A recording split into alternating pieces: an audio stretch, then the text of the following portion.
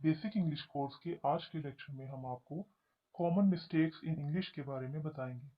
यानी ऐसी कौन सी गलतियां हैं जो आप इंग्लिश की राइटिंग, रीडिंग या स्पीकिंग के दौरान करते हैं और उसका इंप्रेशन अच्छा नहीं होता और उससे आपके मार्क्स भी कट सकते हैं। उनमें सबसे पहले शामिल है use of second form of verb. Tenses आपको क्लियर हो चुके हैं और आप जानते हैं कि पास्ट टेंस में, सिंपल पास्ट टेंस में second form of verb use होती है। और अगर आपने नेगेटिव या इंट्रोगेटिव यानी सवालिया या नफी सेंटेंसेस बनाने हो तो उसमें आप हेल्पिंग वर्ब की सेकंड फॉर्म यूज करते हैं यानी डिड, और साथ उसके फर्स्ट फॉर्म यूज करते हैं मेन वर्ब की। तो यहाँ पे एग्जांपल देखें, did you receive the book. ये इनकरेक्ट है क्योंकि आपने did second form already use कर ली है, तो उसके बाद आपको यहाँ पे रिसीव यूज करना चाहिए यानी first form. Did you receive the book, ये करेक्ट है। तो अगर आप डिड यू रिसीव्ड लगा देंगे तो सेकंड फॉर्म के साथ सेकंड फॉर्म कहीं और यूज नहीं हो सकती। ये गलती है और इससे बहुत बुरा इंप्रेशन पड़ता है, इसलिए आपको इसके लिए केयरफुल होना चाहिए। देखते हैं कि नेक्स्ट कौन सी ऐसी मिस्टेक है। Use of its and it is. ये दोनों ही एक जैसे प्रोनाउंस किए जाते हैं यानी इनको बोला एक जैसा जाता है। इट्स और इट इज की मुख्तसर फॉर्म इट्स, जिसमें अपॉस्ट्रोफी साइन का इस्तेमाल किया जाता है। पिछले लेक्चर में हमने आपको बताया था कि जब आप किसी हेल्पिंग वर्ब को शॉर्ट करते हैं तो कुछ लेटर्स स्किप हो जाते हैं, तो ये इट्स इस तरह से लिखा जाता है। लेकिन इन दोनों की मीनिंग्स में फर्क है। ऐसा नहीं हो सकता कि जहां आपने ये वाला यूज करना हो वहां आप दूसरे वाला यूज कर लें। दोनों के यूज में फर्क है। आप इट इज को जब मुख्तसर करते हैं तो इट्स बना देते हैं जिसमें अपॉस्ट्रोफी साइन का इस्तेमाल करते हैं। लेकिन जब आप सिर्फ इट्स लिखते हैं तो फिर उसका मतलब होता है ऑनरशिप, पोजेशन, यानी इसकी, जिस चीज की बात हो रही हो। एग्जाम्पल देखते हैं, इट इज माई लैपटॉप। आप इसको लिखेंगे तो अपॉस्ट्रोफी साइन के साथ लिखेंगे इट्स माई लैपटॉप।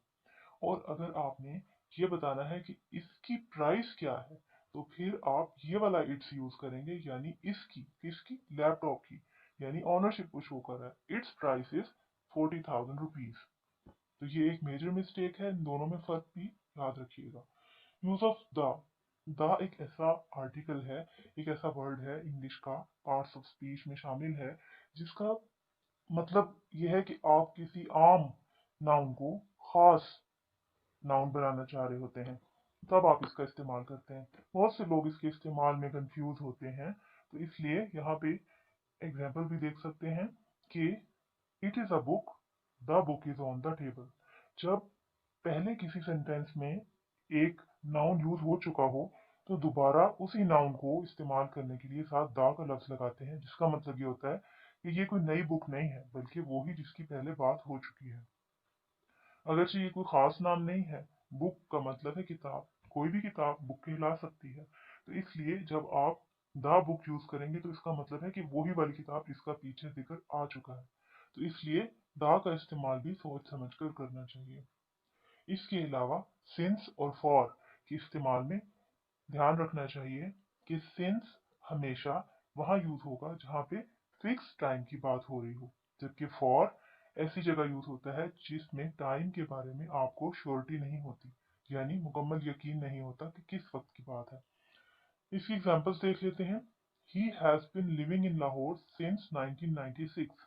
1996 की बात हो रही है, जिसका मतलब है कि ये एक सन है, एक ईयर है जो कि फिक्स है, इसको आप चेंज नहीं कर सकते। इसी तरह से अगर today, tomorrow, morning, evening, tonight ये वक्त यूज हो रहे हैं तो ये फिक्स है। सुबह की बात है तो सुबह का टाइम फिक्स है। लेकिन अगर कोई टाइम फिक्स नहीं है और आप कहते हैं I have written his article for the past 4 hours या मिनट्स या सेकेंड्स या कोई भी यहाँ पे टाइम यूज हो रहा है, जब आप सिंपल कोई नंबर यूज करते हैं जो कि अनसर्टन है, यानी 4 घंटों से अगर आप कुछ कर रहे हैं तो 4 घंटे, 4 मिनट, कौन से 4 मिनट, कौन से 4 घंटे, ये श्योर नहीं है। इसलिए इसके साथ आप फॉर का लफ्ज लगाएंगे।